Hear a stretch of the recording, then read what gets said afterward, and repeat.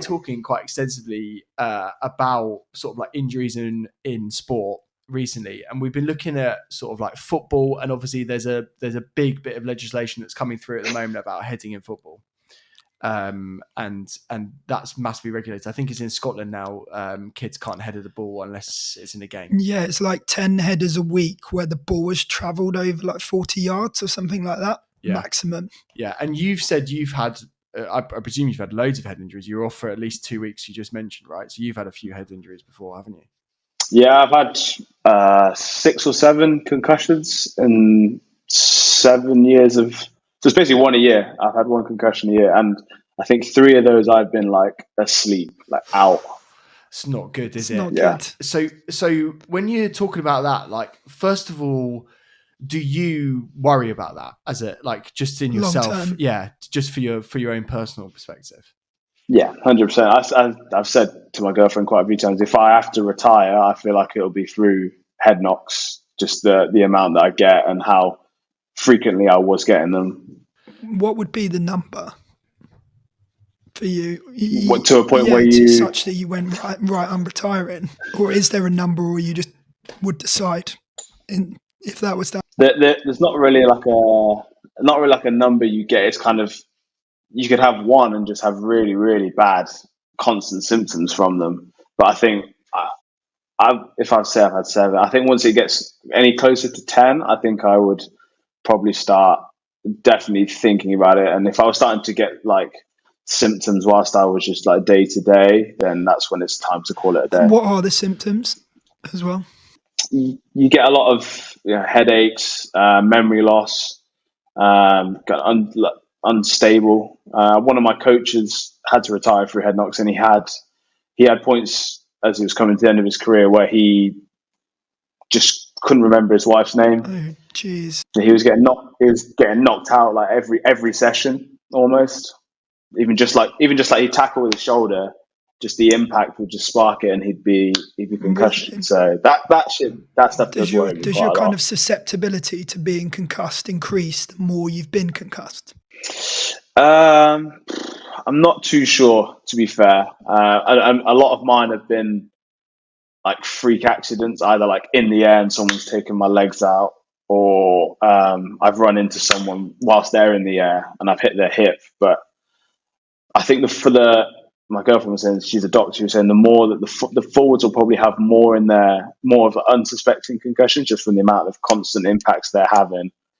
And they'll build up over time. Whereas if you're kind of asleep like I was, it's kind of better for you because you get like a factory reset almost. You give yourself time to know that you're out. Got it. And are there any kind of, I just mentioned about football a minute ago and these kind of rules. Is there any, like, not legislation, but any, I suppose, rules starting to come in to try and avoid this for rugby players in training?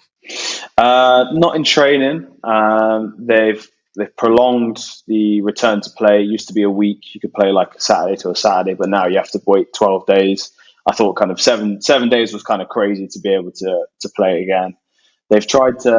They've been red carding a lot more like contacts to the head in games to hope that people bring their height down in their tackles. But there's still every game every 2 games there's at least a red card for some sort of head contact. But they've also developed mouth guards which detect how much contact you're doing and like the levels towards your head. So we use that in training and in games, and hopefully that will just help create some data around it. That's cool. Are they like linked up to like a wireless device or something, or is it based on the amount of pressure that you've bitten down with? I think it's the pressure that you bite down with. I'm not too sure, but I think that they keep them all in a box. I think once you've done the session, and they track how many impacts you've had, how hard your force was, you're biting down. Well, that's amazing to hear. So first question is there anything else coming like in the future, do you think? Like, have you heard any rumors of rule changes or anything like that? Like, is there going to be anything else coming? I'm not too sure. I kind of heard something, even trying to lower the tackle height even more, because I think it's around here at the moment. They probably try and want to bring it even further down. But no, apart from that, I haven't really heard anything. Would you personally, if you were in charge and you were setting the rules, like, would you implement anything to the game itself?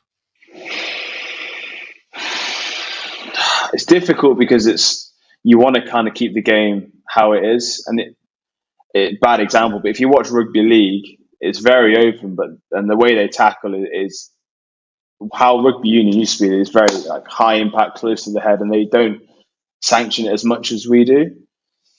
But I think there's like a rugby union's probably in the middle space at the moment between like rugby league being, you can kind of do whatever you want and get away with it, and they're just below it where they're like, we are starting to put some like sanctions in place. But I personally, I don't think I could do anything to it. It's super hard to do it, especially in rugby, because it is a contact sport, and the rules that I don't know how much you can physically do.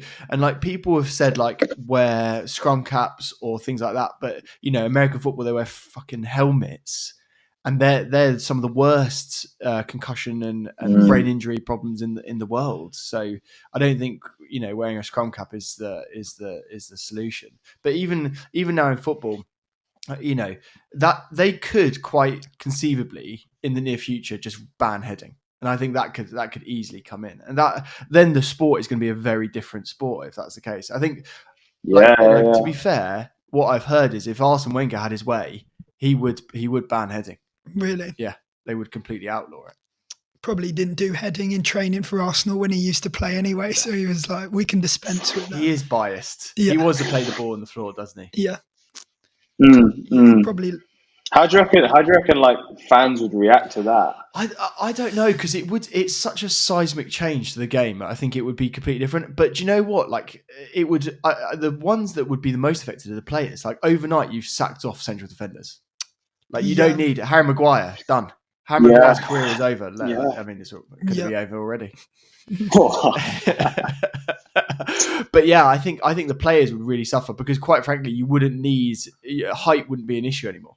You would just pick 10 fast guys that can pass the ball really quickly, wouldn't you? Yeah, you'd have a lot more Martinez's in defence. Yeah, how would corners work?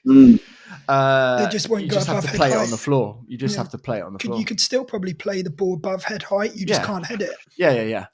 You can do long balls. Yeah. That's absolutely fine. You just you just can't head the ball. Interesting. Like they're talking now even about changing the throw-ins so it's kicking. Really? Yeah, and that would that would change the game completely.